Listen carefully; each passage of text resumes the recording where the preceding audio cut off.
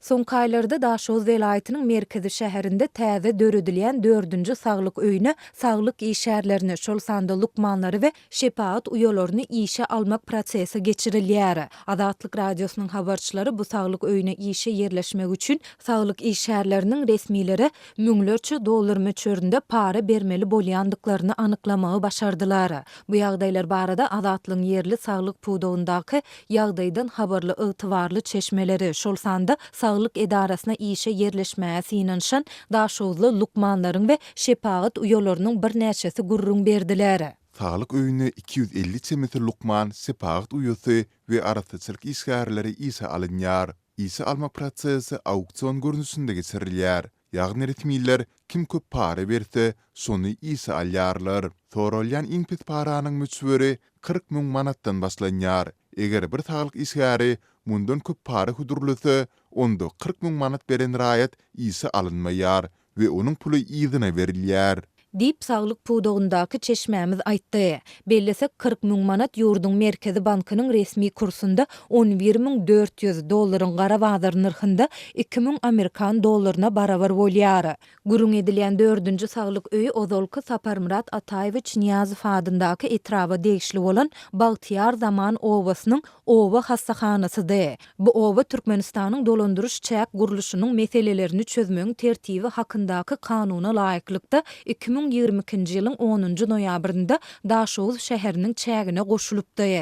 Şondan soňra häkimetler bu owa hassahanasyny şäheriň 4-nji saglyk öýü etmek kararyna geldiler. Mundan Ozol şäherde 3, ýagny 1-nji, 2-nji, 3-nji saglyk öýleri hereket edýärdi. Howpsuzlyk aladalary sebäpli anonimlik şertinde maglumat beren çeşmelerimiz we saglyk işgärleri iň köp paranyň saglyk öýüniň içindäki dermanhana işe yerleşmek isleýänlerden soralýandygyny hem belliýärler.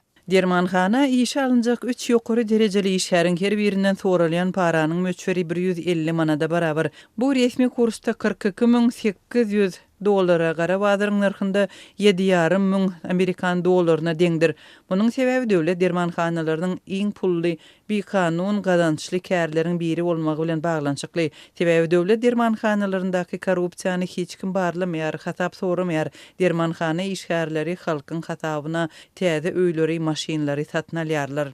Dip çeşmämiz aýtdy. Onuň tasdiklamagyna görä işe yerleşýän saglyk işgärlerinden alynýan paralar vilayet saglyk bölüminiň we vilayet häkimliginiň saglygy saklaýyş bölümine jogapkär resmileriniň arasynda paýlaşylýar. Adatlyň baýdylanlar barada gurrun edilýän saglyk öýü we vilayetyň saglyk resmiler bilen habarlaşyp kommentariýa almak synanşyklary başa barmady. Türkmenistanda korrupsiýanyň tas ähli puwdoklarynda giňden ýaýrandygy, raýatlaryň tam süpürji bolmakdan başlap tä ýokary wezipelere çenli islendik işe yerleşmek üçin para bermäge mejbur bolýandygy barada adatlyň habarçylary ýygyderli maglumat berip gelýärler. 2022-nji ýylyň aprelinde Balkan welaýatyndaky habarçylarymyz şol döwür Türkmenbaşy şäherinde täze açylyp ulanmaga berilen köp uğurlu hassahana işe yerleşmek isleyen medisina işgärlerinden yüzlerçe müň manat para alınýandygyny habar berdiler. Adatlyň bu maglumatyndan bir näçe hepde soň Aşgabatdan hassahana ýöriti derňok topory iwerilip, saglyk edarasynda uly gowrumly barlyk işi geçirilipdi. Bir näçe jogapkär resminiň şol sanda hassahananyň baş lukmanynyň tutsaw edilendigi barada habar ýaýrady.